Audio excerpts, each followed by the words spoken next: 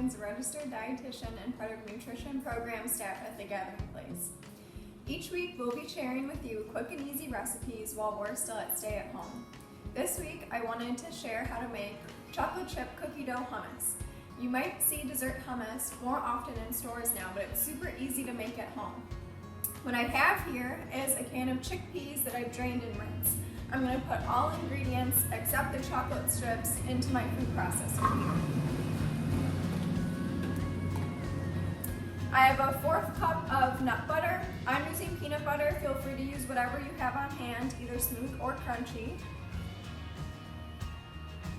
You can use 2 to 3 tablespoons of non-dairy milk. I've selected here an unsweetened almond milk. You can add a little bit more liquid per your preference as far as consistency goes at the end. A pinch of cinnamon,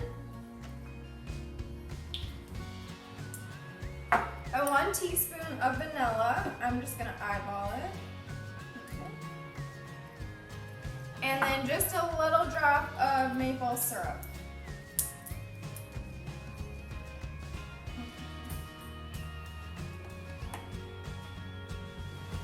I'm going to give this a blend.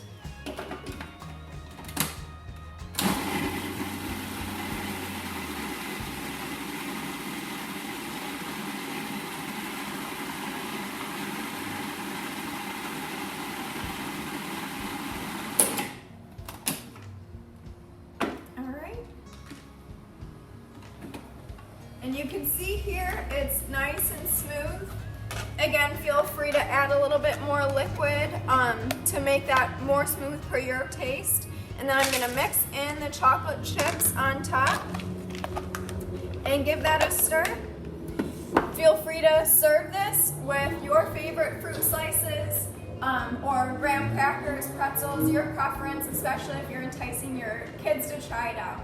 It's a great healthy snack as well as a substitute for a sweet treat.